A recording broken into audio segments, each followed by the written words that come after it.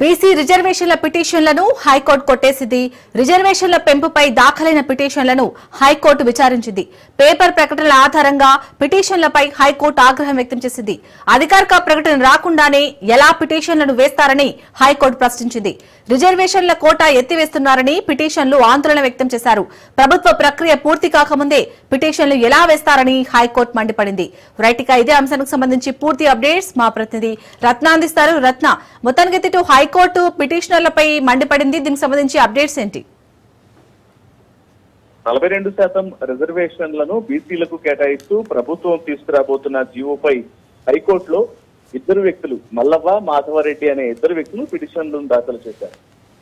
పిటిషన్లలో reservations ను 42% బీసీలకు reservations ఇస్తే అది 50% దాటుతుంది.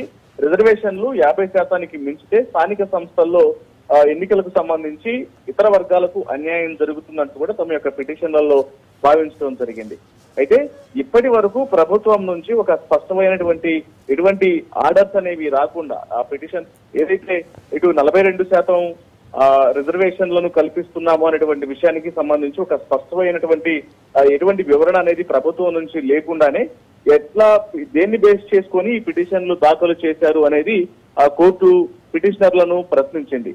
అయితే వాళ్ళు దానికి కొన్ని పేపర్ ప్రకటనలు ఆధారాలుగా చూపించిన నేపథ్యంలోనే పేపర్ ప్రకటనలను ఆధారంగా చేసుకొని ఏ రకంగా ఒక అధికారికమైనటువంటి ప్రకటన లేకుండా కోర్టులలో పిటిషన్లు దాఖలు చేస్తారంటూ కూడా ఆగ్రహం వ్యక్తం చేసిన హైకోర్టు ఆ రెండు పిటిషన్లను కూడా కొట్టివేయడం జరిగింది.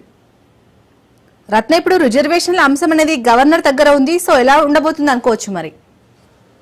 అయితే ఇప్పటి వరకు కూడా ఇటు 42% బీసీ రిజర్వేషన్లకు సంబంధించి కూడా ఒకవైపున ప్రభుత్వం సానుకూలంగా స్పందించడం జరిగింది. దానికి సంబంధించి పూర్తిగా కసరత్తు ముమ్మరం చేసింది. 42% బీసీ రిజర్వేషన్లను తీసుకొచ్చేందుకు ప్రణాళికలను రచించినప్పటికీ కూడా దీని నుంచి ఒకవేళ ప్రభుత్వం అంతర్లీనంగా ఈ వ్యవహారం అనేది రన్ చేస్తూ ఉన్నప్పటికీ దీనికి సంబంధించినటువంటి అధికారిక ప్రకటన అనేది ఎక్కడా కూడా ఒక మంత్రి నుంచి కావచ్చు, లేకపోతే ఎక్కడా కూడా ఒక స్టేట్మెంట్ అనేది అధికారికంగా పాస్ కానప్పుడు దీని మీద ఏ రకంగా కోర్టులలో పిటిషన్లు దాఖలు చేస్తారనేది కోర్టు ప్రశ్నించినట్లు తెలుస్తోంది. ఈ రకంగానే దానికి సంబంధించినటువంటి ఎవిడెన్స్ అనేవి ఏమీ లేకపోవడంతో 42% రిజర్వేషన్లను బీసీలకు కేటాయిస్తున్నారు. దీని కారణంగా రిజర్వేషన్ల శాతం అనేది 55% దాటిపోతుంది కాబట్టి సో దీని కారణంగా ఇతర వర్గాలకు అన్యాయం జరుగుతుందంటూ కూడా పిటిషనర్లు వేసినటువంటి పిటిషన్లలో ఎటువంటి వాస్తవాలు లేవు. అది కేవలం ఊహాజనితంగా ఇతర పేపర్ ప్రకటనలను చూసి మాత్రమే వేసినటువంటి ప్రకటనలు తప్ప ఇందులో ఎటువంటి వాస్తవాలు లేవు అనేది